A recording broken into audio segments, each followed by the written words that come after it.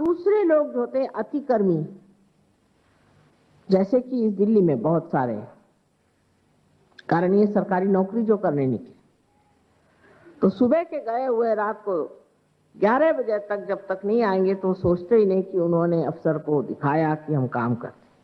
और अफसर लोग सोचते हैं कि जब तक वो 1 बजे तक रात में दफ्तर में नहीं बैठेंगे तब तक मिनिस्टर साहब मानेंगे ही नहीं कि वो काम करते।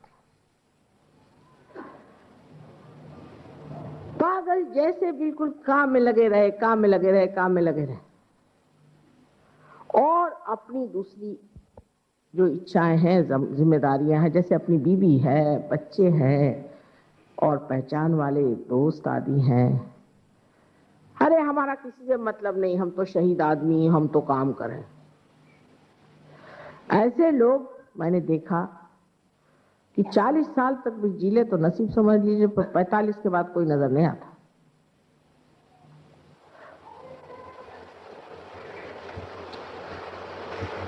लेकिन जो आदमी संतुलित होता है वो काम भी अच्छा कर सकता है, बढ़िया काम कर सकता है, एफिशिएंट भी होता है और उसका बुढ़ापा भी अच्छा कटता है। लेकिन आप ऐसे अनेक लोग पाइएगा कि जो पागलों की तरह काम पर लगे रहते, और काम जितना हो रहा है अपने देश में उसके बारे में जितना कहा जाए उतना ठीक है। और सब लोग काम बहुत करते, मुझे तो कोई काम दिखाई नहीं देता। जो जहां खुदा पड़ा है वहां खुदा पड़ा है, जो बिगड़ा पड़ा वो बिगड़ा पड़ा है। एक हम लोग बचपन में खेलते थे खेल, उसका नाम था जहां पड़ी वहां सड़ी। वो चीज अपने देश की है, लेकिन अपने यहाँ जितने लोग काम करते हैं उतने तो कोई भी देश में लोग नहीं काम करते। और सबसे इनएफिशिएंट देश है अपना। उसकी वजह यह है कि एक हद तक पहुंचने पर ये कर्म करने वाला भी थक जाता है, उसको दूसरी साइड भी देखना चाहिए। तब फिर इसको जांचना चाहिए अपने इच्छाओं में। अगर मुझे संगीत सुनने की इच्छा है और मेरे पास टाइम नहीं तो मैं नीरस हो जाऊंगी। मेरा एक जीवन एकदम नीरस हो जाएगा। जैसे आजकल आपने देखा होगा बहुत पागलों तरह लोग रास्ते में दौड़ते हैं, जॉगिंग करते हैं। ऐसे बहुत से लोग इनमें से मैंने देखे, वो आके मुझे बताते हैं कि माँ हम तो स्थितप्रज्ञ हो गए। मैंने कहा कैसे? मेरी माँ मर गई तो भी आंसू नहीं आए, मेरे बच्चे मर गए मुझे कुछ परवाह नहीं, मेरी बीवी मर गई मुझे परवाह नहीं। अरे वाह, ये स्थितप्रज्ञ की भाषा कहां से आ गई? इतने नीरस हो जाते हैं। फिर अपने यहाँ हठयोगी होते जो सर के बल खड़े होते हैं और बहुत ज्यादा राइट साइडेड, आज सर के बल खड़े हुए तो पता नहीं कल क्या अतड़ियां निकाल देते हैं पेट में से। मेरा तो घबराहट हो जाती किसी को देखती हूँ, बाप रे बाप अब क्या होने वाला। अब उसमें जो लग गए तो इतने ज्यादा उसमें घुस जाएंगे कि ये नहीं सोचेंगे कि हम किस लिए कर रहे हैं, ये पागलों की तरह उसमें भी लग जाए। और उसमें संतुलन न होने की वजह से ऐसे लोगों को हार्ट अटैक बहुत जल्दी आ सकता है। और सबसे बड़ी बात तो ये होती है कि इनका हार्ट ही पत्थर हो जाता है। ऐसे घरों में हमेशा डिवोर्स होंगे, बीवी से झगड़े होंगे, उनको कोई भी चीज अच्छी नहीं रहती, वो बिल्कुल हनुमान जी का अवतार हो जाते हैं। उनको दूरी से बात करना ठीक है, अगर सो रहे हो जगाना हो तो एक लकड़ी से जगाइए दूर से, नहीं तो आपको ठिकाने लगा देंगे। और जो दफ्तर में इतना ज्यादा काम करते हैं वो भी बहुत क्रोधी होते हैं। कारण ये कि दफ्तर में तो साहब हमेशा बिगड़ते रहता है, वो सारा आकर के बीवी पर बिगड़ना, उस पर चीखना चिल्लाना शुरू हो जाता है क्योंकि मैं काम कर रहा हूं। ये एक सर्वसाधारण बात मैंने आपसे कही। लेकिन धर्माचरण जो है उसमें भी हम अतिशयता जब करते हैं और लेफ्ट में बहुत चले जाते हैं, तो अब भक्ति में लग गए तो क्या कि वो 65 मरतबा हाथ धोएंगे और 80 मरतबा पैर धोएंगे। सहयोग में भी कुछ कुछ लोग ऐसे पागलों तरह करते हैं। मैं देखती हूँ कि मैं भाषण दे रही हूँ और अपने चक्र चला रहे हैं पागलों की तरह, सर पे वो दे रहे हैं, बंधन दे रहे हैं। अरे इसकी कोई जरूरत है? हम बैठे हैं ना सामने, इसको ठीक कर रहे हैं, उसको ठीक कर रहे हैं। ये अतिशयता जो है इसे छोड़ देना, बीचों बीच रहना। अब कोई अगर बहुत ज्यादा ये सोचे कि मैं तो साहब किसी काम का नहीं हूं, खासकर गजरिया लोग, शराब पीने वाले लोग, शराब पीने वाले हमेशा रोते रहेंगे और कहेंगे कि साहब मुझसे दुखी कोई नहीं, सब दुनिया इनको देख देख दुखी थी। अब ऐसे लोग लेफ्ट में चले गए।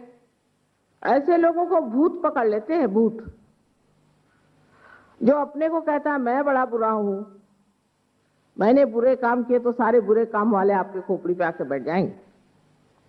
और जो राइट साइड में पहुंच जाते हैं, इनको भी एक तरह के भूती पकड़ते हैं, पर उनको राक्षस कहिए, जैसे कि हिटलर ने राक्षस बिठाए थे जर्मन लोगों पर।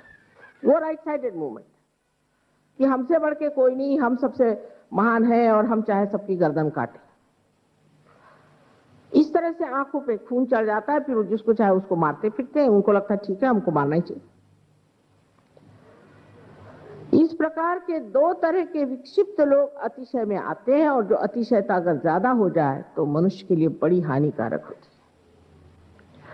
तो मनुष्य को बीचों बीच रहना चाहिए, संतुलन में रहना चाहिए, ये धर्म है।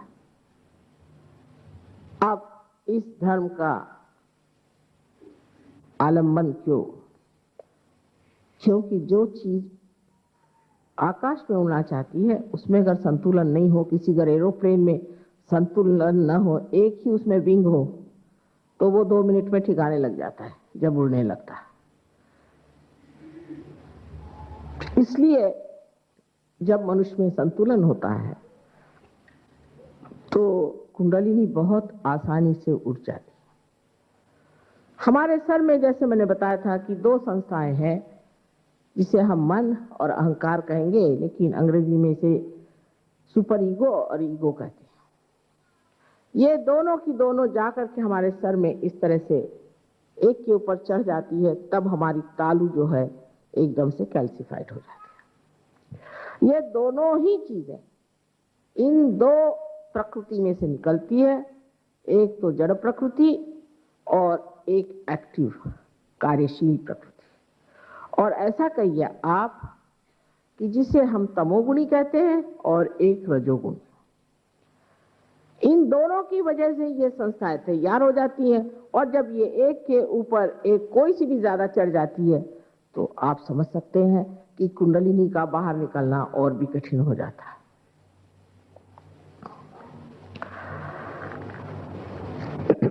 अब जब कुंडलिनी का जागरण होता है, जो कि शुद्ध इच्छा है, तो कुंडलिनी इन चक्रों से गुजरती हुई हर एक चक्र को पूरी तरह से आलोकित करती हुई आखिर ब्रह्मरंध्र में आती है और यहाँ पे भेद करके और यहाँ से बाहर निकल आती है।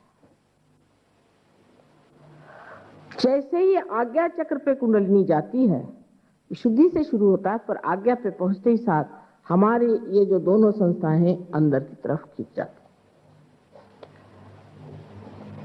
इन दोनों चक्रों में विशेष शक्ति है कि ये इन 2 संस्थाओं को अंदर की तरफ खींच लें, उसका शोषण कर लें, उसको सुखा दें। उसके कारण तालू की यहाँ जगह हो जाती और उसमें से कुंडलिनी बाहर निकल पड़ती।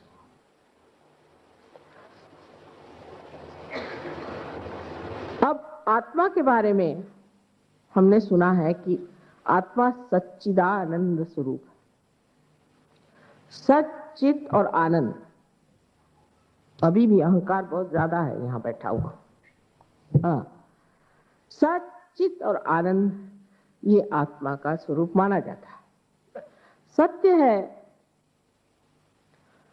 वो सत्य नहीं जिसे हम सोचते हैं कि ये सत्य है। सोच करके जो जाना गया सो सत्य नहीं होता, क्योंकि विचार एक भ्रामकता कि आप समझ नहीं पाएंगे ये सच्चा है कि झूठा है। अगर ऐसा नहीं होता तो क्यों फिर इस तरह के झूठे गुरु लोग इतने पनपते? दुनिया में कितने झूठे लोग संसार में कितना ज्यादा आक्रमण कर रहे हैं, कितनी बड़ी जगह पे लेकर बैठे हुए हैं। ये कैसे घटित होता है? ये क्यों घटित होता है? वजह यह है कि हमको केवल सत्य मालूम नहीं।